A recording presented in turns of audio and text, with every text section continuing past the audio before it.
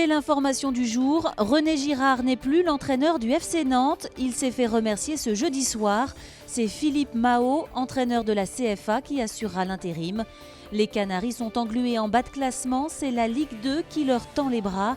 Hier, Jean-Michel Naga a rencontré des supporters avant l'annonce du limogeage de René Girard.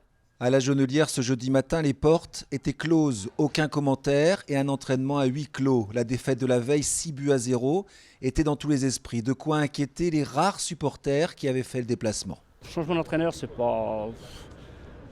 un peu une loterie, hein, c'est pas forcément évident. Non, c'est qu'il faut que les joueurs prennent conscience de la situation et réagissent, quoi, voilà. C'est ça qui est important. Il faut qu'ils revoient carrément leur niveau, leurs ambitions, parce que là, on ne va pas se maintenir. La relégation en Ligue 2, c'est la grande crainte des supporters, une crainte qui est même partagée par les adversaires. C'est dommage qu'il soit à cette place-là, parce que c'était un grand club avant, donc avec une belle histoire et tout. Et puis, ils sont en train de dégringoler vers la Ligue 2, et puis c'est dommage.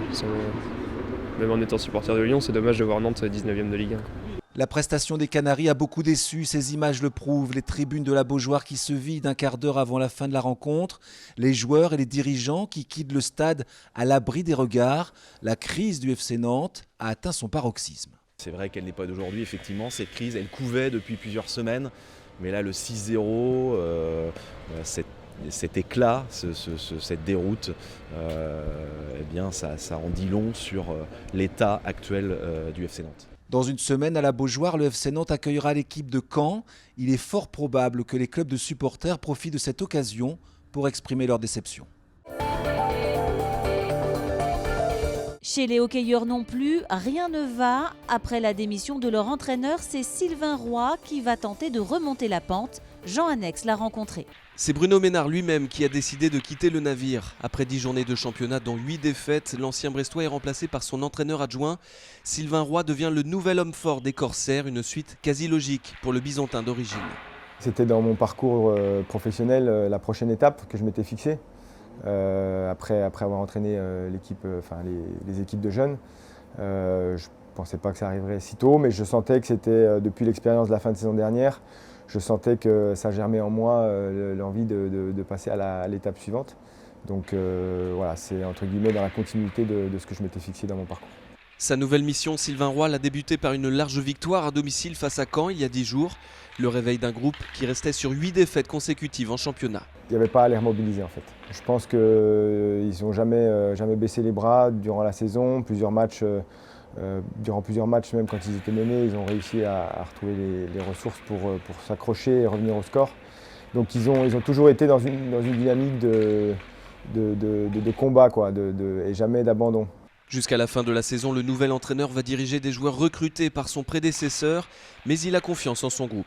Si l'équipe ne me plaisait pas, j'aurais pas dit oui. Donc effectivement, ce n'est pas des joueurs que j'ai choisis, mais j'ai senti dans cette équipe-là le moyen de faire quelque chose. Comme se qualifier pour les playoffs, l'objectif fixé en début de saison par les dirigeants est confirmé malgré le changement d'entraîneur.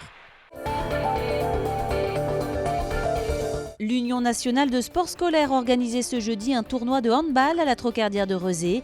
Plusieurs joueurs du HBC Nantes ont joué les coachs. C'est le cas de Cyril Dumoulin, interrogé par Adrien Godet. Je crois que le plaisir qu'on a sur un événement comme celui-là, c'est vraiment le mot partage qui convient le mieux. Parce qu'on prend du temps, on partage tout ce qu'on vit dans le handball, on passe un moment autour de ce fameux petit ballon ensemble.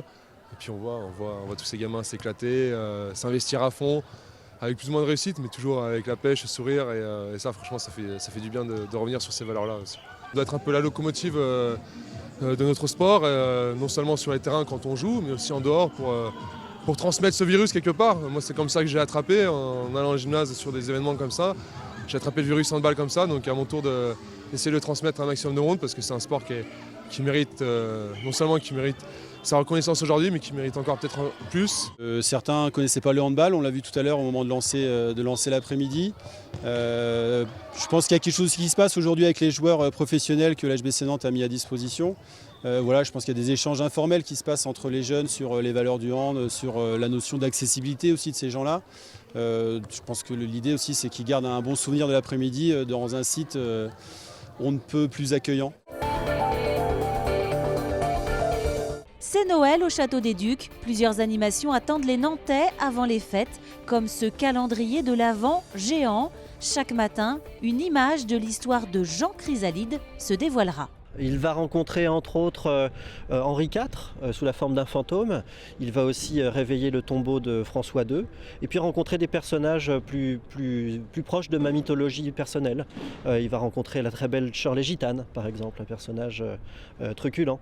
Et puis surtout côtoyer des paysages bien connus des Nantais et des Bretons. Si vraiment les Nantais sont aussi excités à l'idée de venir voir l'image suivante, comme mon fils est excité d'ouvrir les cases de son calendrier de l'Avent du 1er au 24 décembre, ce serait déjà une bonne chose.